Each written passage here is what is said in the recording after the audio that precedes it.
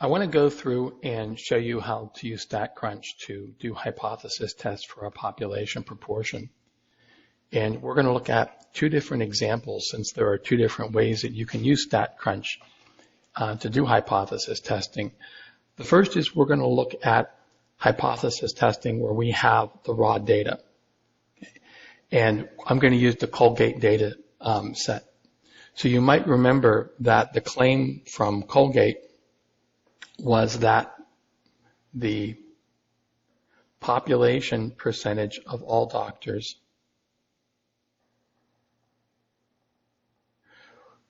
was at least 80%.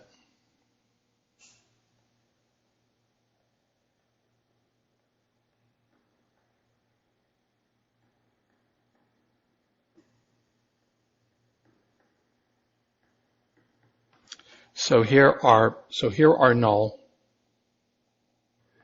is going to be that pi is 80%.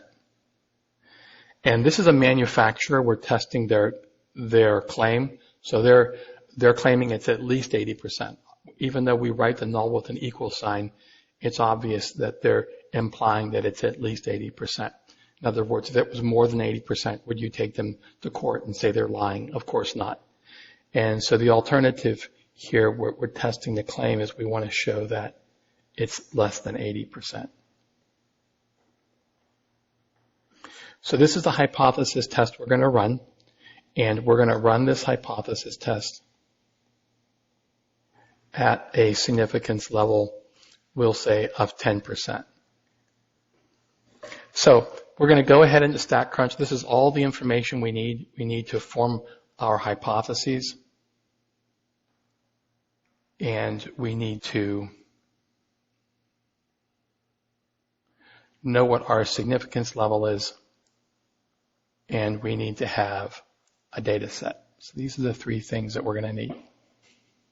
So moving on to StatCrunch here. Some people I notice are having difficulties getting into StatCrunch and knowing where to go. And so let me usually I try to cut to the chase, but let me just make sure that everyone's on the same page here. So I'm going to click on Visit StatCrunch. And sometimes it'll do screwy things and I have to retry it. So if that happens to you. And then you're going to click Open StatCrunch. Now in this case, I could go to My Data.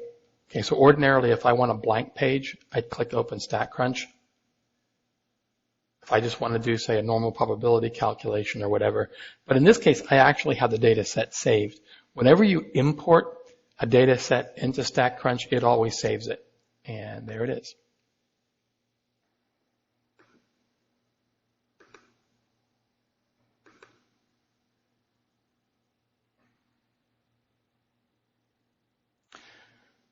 So we're doing a statistics command, and we're doing proportion stats. So that's where you want to go for hypothesis test on pi.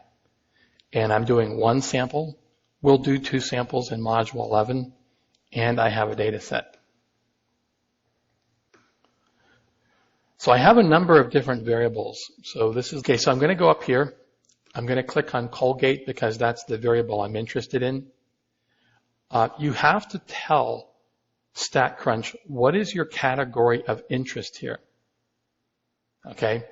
In other words, what are you looking for? So I'm going to consider a success, the thing that I'm looking for, since that's the percentage I'm computing, to be a dentist that recommends Colgate. So I'm going to go ahead and type yes in here. Okay? I put in 0.8. That's the population percentage I think I should have if the null is correct, and I'm doing a lower tail test. So I want to test to see if it's less than 80%. And we go ahead and click compute. And we see something interesting. P-values are generally very small. They're generally less than 10%. Here I have something over 50%. And so we pointed out in the lecture that the reason why is this is a dumb hypothesis test. In other words, I used this example to show you when you would not run a hypothesis test. Notice what you're trying to prove. You're trying to prove the population percentage is less than 80%, but your evidence goes in exactly the opposite direction. It's greater than 80%. So the evidence does not favor the alternative. Therefore, you do not run the hypothesis test. If you think about this in the context of a real-world problem, suppose this was a class action lawsuit, and the plaintiff says, Your Honor, I'm contesting the fact that it's at least 80%. I think it's less than 80%. The judge says, fine, show me your evidence. And you show him a sample whose percentage is 86%, right? You're trying to prove it's less than, and your evidence is showing it's greater than. The judge is going to do what? He's going to think you're nuts, right?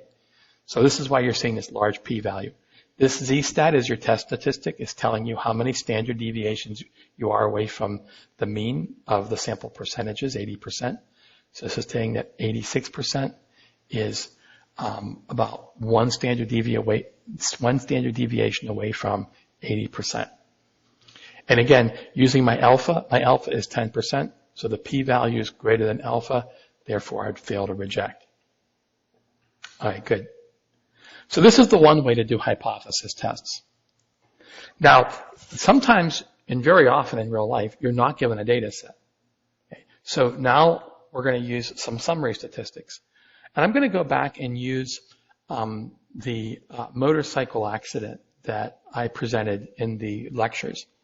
So we said that there were 400, so the number of successes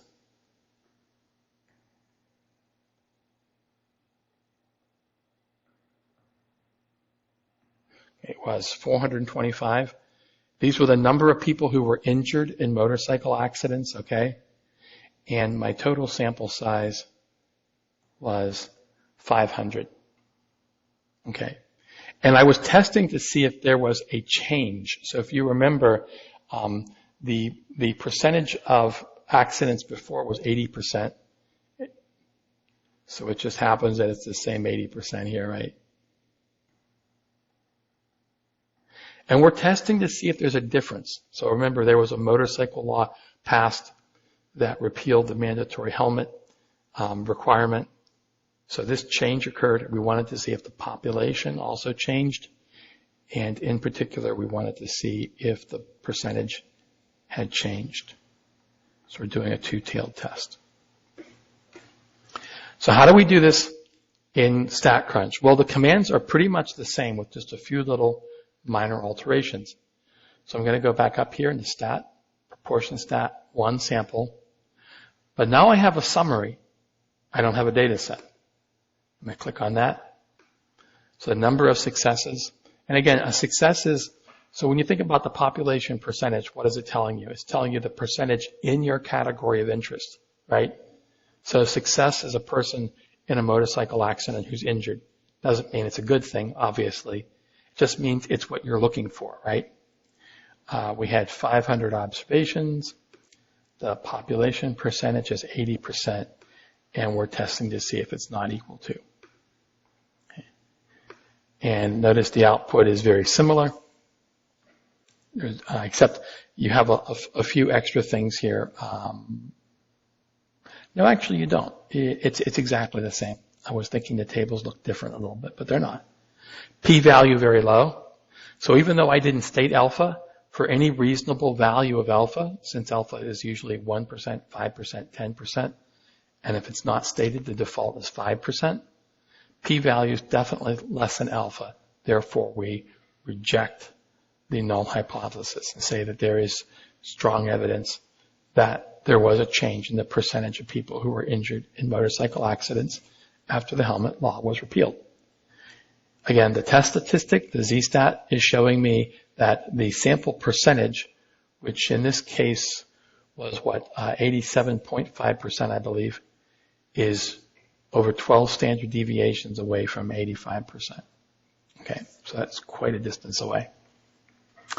Okay, that's all there is to using StatCrunch to perform a hypothesis test, and I hope that was helpful. And if you have any questions, just let me know.